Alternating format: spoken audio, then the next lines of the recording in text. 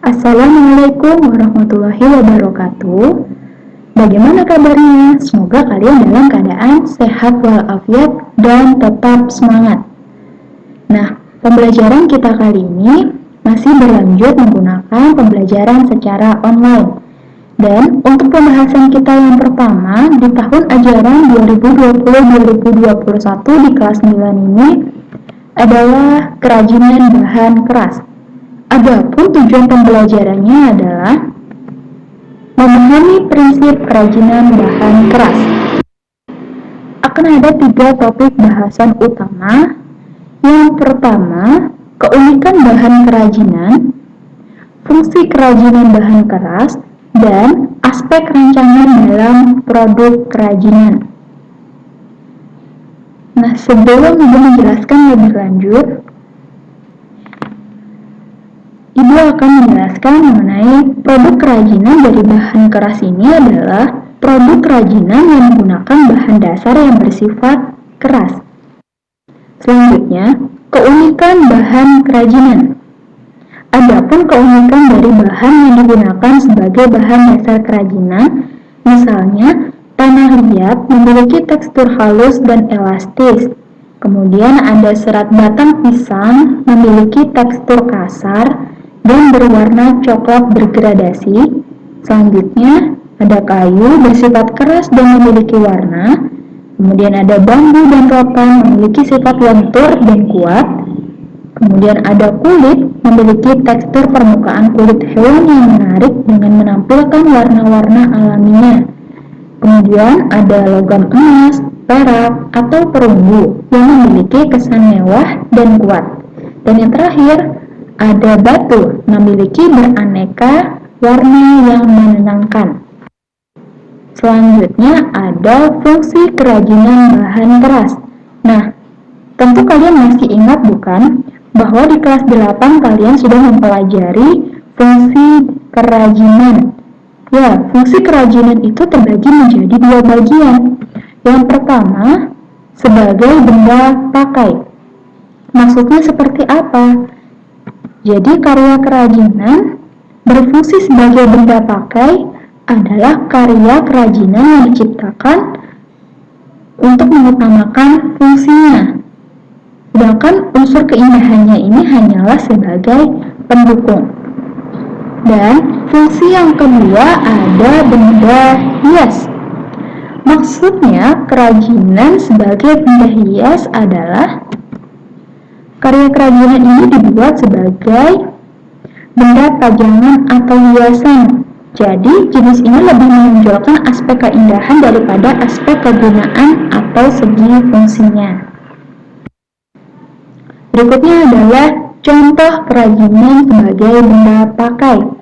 Bisa kalian perhatikan gambar-gambar ini. Gambar yang pertama itu ada kerajinan payung, kerajinan sepatu, tas, bantal, anting-anting, dan lampu. Kemudian ini adalah contoh kerajinan sebagai benda hias. Baik, yang selanjutnya, aspek rancangan dalam produk kerajinan. Apa saja sih aspek yang perlu diperhatikan dalam membuat produk kerajinan? Di antaranya adalah sebagai berikut.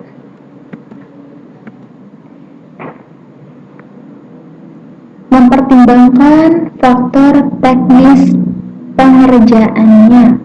Jadi hal-hal yang perlu diperhatikan ada 3 hal. Yang pertama, metode produksinya yang baik. Kemudian yang kedua, penerapan proses produksi yang digunakan, yaitu menggunakan mesin atau secara manual. Dan yang ketiga, keahlian serta kemahiran dari pengrajinnya tersebut. Kemudian, faktor yang kedua ada namanya faktor ekonomis.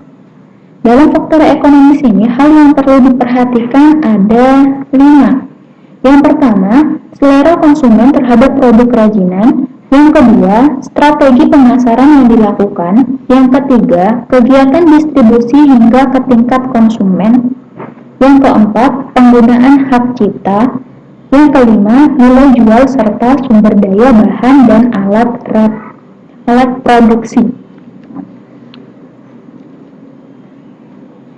Kemudian faktor yang ketiga, ada namanya faktor ergonomis.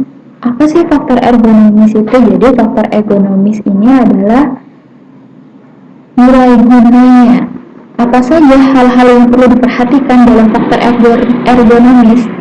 Ada 3. Yang pertama, kenyamanan dalam pemakaian produk tersebut. Yang kedua, keamanan produk tersebut untuk dipakai. Dan yang ketiga, praktis ketika digunakan.